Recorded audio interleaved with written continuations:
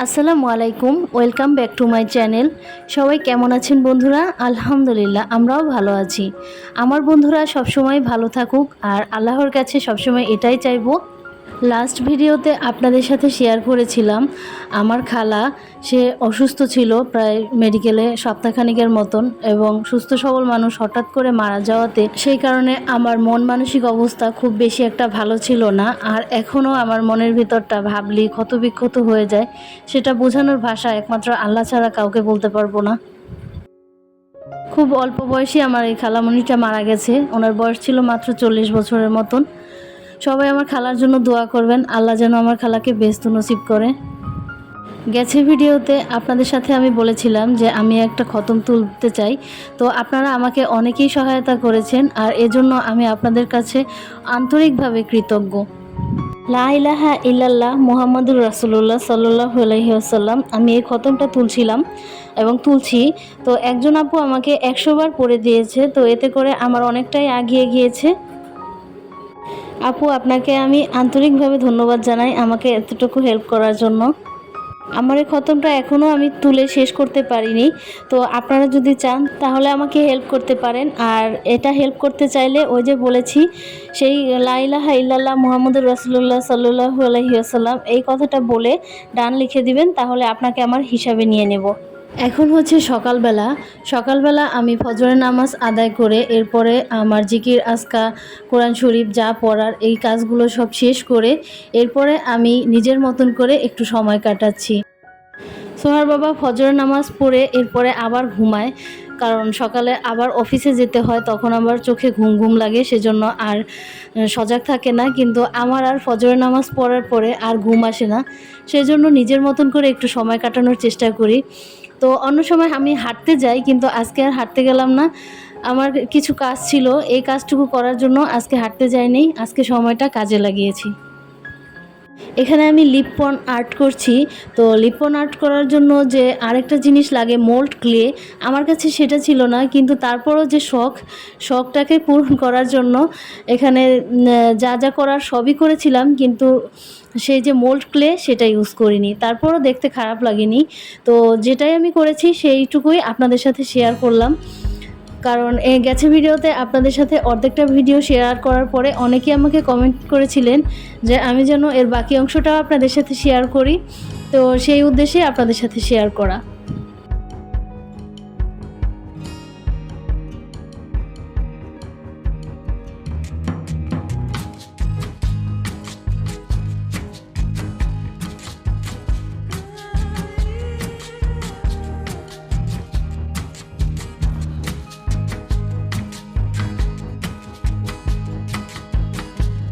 এখানে আমি লিপন আর্ট করার জন্য অ্যাক্রিলিক কালার ইউজ করেছি, এর সাথে সৌন্দর্য রক্ষার্থে গ্লাসও বসিয়েছি। তো এখানে আমি সোহার বাবাকে দিয়ে যে গ্লাসগুলো আনিয়েছি সবটাই গ্লাস আনিনি, এর সাথে চুমকিও এনেছে। যাই হোক, ছেলে মানুষ তো বুঝতে পারিনি, তো যাই এনেছে সেটা দিয়েই ম্যানেজ করে কাজটা সেরে নিচ্ছি।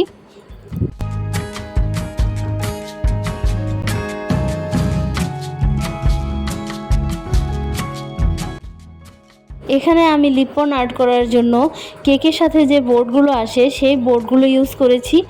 অনেকে এগুলো কার্টুনের কাগজ দিয়ে বানায়, কিন্তু আমার কাছে এই বোর্ডটা খুব শক্ত মনে হয় এবং মনে হচ্ছিল যে এটা সবসময় মজবুত থাকবে, সেজন্য আমি আমার মতন করে বোর্ডটার উপরেই আর্ট করেছি।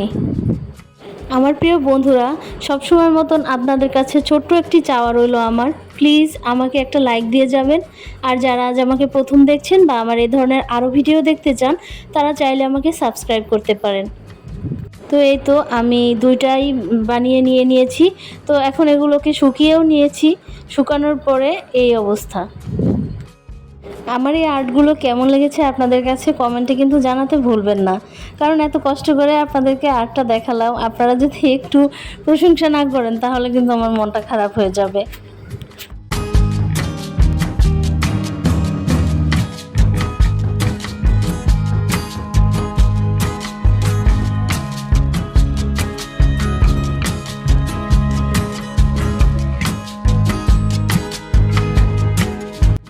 এখন হচ্ছে সকাল 10টা।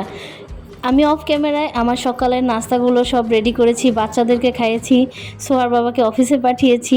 এরপরে আমি আমার নিজের কাজগুলোকে গুছিয়ে নিচ্ছি। এখানে আমি দারাজ থেকে একটা ফ্রিজের কাভার অর্ডার করেছিলাম, তো সেটা এসেছে। এটা আসতে খুব বেশি একটা দেরি লাগেনি। যেদিন অর্ডার করেছি তার 2 দিন পরে এসেছে। আমি তো একদমই অবাক। তো যাই হোক, এই ফ্রিজের কভারটা আমার খুবই দরকার ছিল, সেজন্য এটাকে আমি নিয়েছি। এটা দেখতে যেমন সুন্দর, আবার এটা ফ্রিজে বসানোর পরেও ফ্রিজের লুকটাই পুরো চেঞ্জ হয়ে গিয়েছিল। তো চলুন দেখে নেওয়া যাক কাভারটা কিভাবে সেট করি।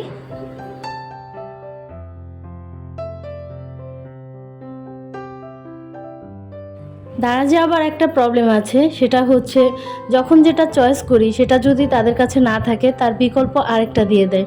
আমি কিন্তু এটা চয়েস করিনি। আমি যেই প্রিন্টটা চয়েস করেছি তারা কিন্তু সেটা দেয়নি, এটা হচ্ছে আরেকটা প্রিন্ট। তো কি আর করার, মোটামুটি চলে, সেজন্য এখন এটা দিয়ে কাজটা সেরে নিতে হবে। এবারে আমি আমার ফ্রিজের কাছে আসলাম। তো এখন আমি এই ফ্রিজটার উপরেই এই কাভারটা সেট করব। তো কাভারটা সেট করার আগে সবার প্রথমে আমি ফ্রিজের উপরটা খুব সুন্দরভাবে ক্লিন করে নেব। এখন কিন্তু আপনারা অনেকেই জানতে চাইবেন যে আমার ফ্রিজটা কোন কোম্পানির, সেটা বলে দিচ্ছি। আমার ফ্রিজটা ওয়েলপুল কোম্পানির। এখানে আমি দুপুরের ভাতটাও বসিয়ে দিয়েছি, কারণ দুপুরের ভাতটা যদি রান্না করা হয়ে যায় এরপরে দেখা যাবে যে অন্য রান্না বান্না করতে খুব বেশি একটা সময় লাগবে না। অ্যাট ফার্স্ট ফ্রিজের উপরটা আমি মুছে নিচ্ছি। এর কারণ হচ্ছে এর উপরে কিছু বাড়তি ধুলা ময়লা থেকেই যায়। যতই পরিষ্কার করি না কেন এরপরও টুকটাক কিছু ধুলা ময়লা লেগে থাকবে। তো সেজন্য ফ্রিজের উপরটা খুব ভালোভাবে ক্লিন করে নিয়েছি। একজন আপু আমাকে কমেন্টে জিজ্ঞেস করেছিল, ঘরে যে আমি ডাইনিং টেবিলের গ্লাসটা পরিষ্কার করি সেটা কি ক্লিনজার দিয়ে পরিষ্কার করি। আসলে আমি যে ক্লিনজারটা বানাই সেটা হচ্ছে ভিম লিকুইড, ভিনেগার আর পানি, এই 3টার মিশ্রণ একসাথে করে এরপরে আমি একটা স্প্রের বোতলের জারে নিয়ে নিই। এটাকে আমি সবসময় ইউজ করি সব ধরনের মোছামুছির কাজে। আমার অধিকাংশ ভিডিওতে আপনাদের সাথে এটা শেয়ার করেছি। রিসেন্টলি আমি এক জানালা ডিপ ক্লিন কিভাবে করি সেই ভিডিওটা আপনাদের সাথে শেয়ার করেছি। সেখানেও আমি কিভাবে এই ক্লিনজারগুলো বানাই সেটা শেয়ার করেছি। সেটা আমি একটু নতুন পদ্ধতিতে বানিয়েছিলাম। আপনি চাইলে সেখানেও ঘুরে আসতে পারেন। আমি আমার ডেসক্রিপশনে এর লিঙ্কটা দিয়ে দিব। সকালবেলা একটু অলসতা করেছিলাম, ওই যে সেই আর্ট করেছি। এরপরে অনেক কাজই জমে গিয়েছে। দেখা গেছে যে এখানে আমি আমার কাপড়টা ঘুম থেকে উঠেই সবার আগে কাপড়টা ধুতে দিই। তো আজকে আর দেয়া হয়নি। এখন বাজে প্রায় বেলা 10:30টার মতন। তো এখনই আমি এটাকে ধুতে দিয়ে দিচ্ছি। বাহিরে রোদ্রের তাপ আছে অনেক, আশা করি খুব তাড়াতাড়ি শুকিয়ে যাবে।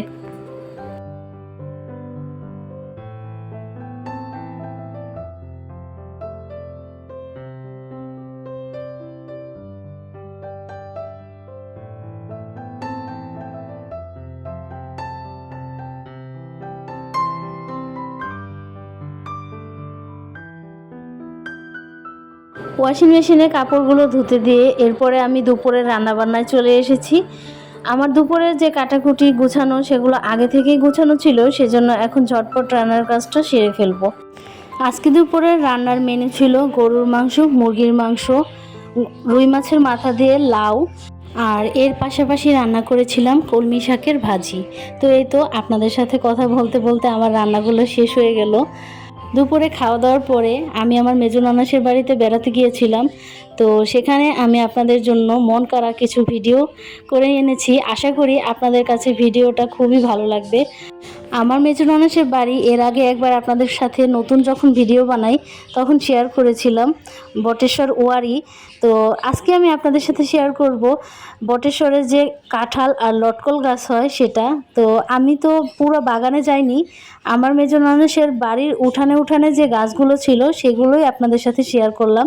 এটা হচ্ছে লটকল গাছ, হয়তো অনেকে সরাসরি দেখেছেন আর অনেকে দেখেননি। যারা দেখেননি তাদের জন্যই এই ভিডিওটা করে নেওয়া। দেখেন কত সুন্দর করে লটকলগুলো একদম মাটি থেকে গাছের চূড়া পর্যন্ত হয়ে থাকে। আর এটা ভিডিওতে দেখার চেয়ে বাস্তবে দেখতে খুব বেশি সুন্দর লাগে, যা আপনার মন কেড়ে নেবে। ভিডিওর প্রায় শেষ প্রান্তে এসে আমার ব্লগার আপু এবং ভাইয়াদের উদ্দেশ্যে কিছু কথা আমি বলতে চাই। সেটা হচ্ছে আপনারা যে আপনাদের ইউটিউব চ্যানেলটা গ্রো করতে চাচ্ছেন, সেই প্রসঙ্গে আমি কিছু কথা আপনাদের সাথে শেয়ার করতে চাই। তো অনেকে আমার কাছে জানতে চেয়েছেন যে হঠাৎ করে কিভাবে ইউটিউব চ্যানেলটা এভাবে গ্রো করা সম্ভব। তো সেক্ষেত্রে আমি আপনাদের কাছে ছোট্ট কিছু সাজেস্ট করতে পারি। সেটা হচ্ছে আপনাকে অনেক ধৈর্যশীল হতে হবে, আপনাকে বেশ পরিশ্রমী হতে হবে। দ্বিতীয় কথা হলো আপনাকে নাছোড়বান্দা হতে হবে এবং এই কাজে আপনাকে লেগে থাকতেই হবে। যদি এই কাজটা আপনি লেগে থাকেন দেখবেন যে ইনশাল্লাহ রেজাল্ট পেয়ে যাবেন। আপনাকে যে কোনো একটি বিষয়ের উপরে দক্ষতা থাকতে হবে। দ্রুত টাকা উপার্জন করার চিন্তা করা যাবে না। রাতারাতি স্বপ্ন দেখা এবং লাখ লাখ টাকা আয় করার স্বপ্ন দেখা যাবে না। আর এর পাশাপাশি ইউটিউবের নীতিমালাগুলো ফলো করে কাজ করতে হবে। এছাড়া আরও বিভিন্ন ধরনের বিষয় থাকে যেগুলো জানতে আপনারা ইউটিউবের যে বিভিন্ন ধরনের চ্যানেল থাকে কাজ শেখায়, সেই ধরনের চ্যানেলগুলোতে আপনারা ঘুরে আসতে পারেন। সেখান থেকে আপনারা এই ডিটেলসটা জানতে পারবেন। আরেকটি কথা আমি খুবই গুরুত্ব দিয়ে আপনাদেরকে বারে বারে বলতে চাই, সেটা হচ্ছে একজনের চ্যানেলে আরেকজনে গিয়ে তুমি আমাকে সাবস্ক্রাইব করো, আমি তোমাকে সাবস্ক্রাইব করব। তো এটা কিন্তু সবচেয়ে বেশি খারাপ। এটা আমি আমার দিক থেকে বলছি, এটা আমাকে খুবই প্রভাবিত করেছে। সেজন্য আপনাদেরকে বারে বারে বলে দিচ্ছি। এই কাজটা করার পরে দেখা যায় কি, যে আপনার ভিডিওটা দেখলো, সে একটুখানি দেখে যদি ভিডিওটা অফ করে দেয়, তখন কিন্তু আপনার খুবই ক্ষতি হয়ে যায়। আর এতটা পরিমাণ ক্ষতি হবে যে এটা ভিডিও ভাইরাল করতে খুবই সমস্যা করে। কোনো শর্তের মধ্যে না গিয়ে এভাবে চলতে থাকলে দেখা যাবে যে আপনার ভিডিওতে ভিউ কম আসে, কিন্তু এক পর্যায়ে দেখবেন যে আপনার ভিডিওগুলো অনায়াসেই ভাইরাল হয়ে যাচ্ছে ইউটিউবের তরফ থেকে। তাই চ্যানেল গ্রো করার স্বার্থে আপনারা অবশ্যই একনিষ্ঠায় কাজ করে যান, ইনশাল্লাহ এর রেজাল্ট আসবেই আসবে। আজকের ভিডিওটি আপনাদের কাছ থেকে এখানেই শেষ করছি। দেখা হচ্ছে সামনের কোনো নতুন ভিডিওতে। সবার সুস্বাস্থ্য কামনায় আজ আমি আপনাদের কাছ থেকে এখানেই বিদায় দিচ্ছি। আর ভিডিওটি ভালো লাগলে অবশ্যই লাইক করতে ভুলবেন না। সবাই ভালো থাকবেন, সুস্থ থাকবেন। আল্লাহ হাফিজ। আসসালামু আলাইকুম।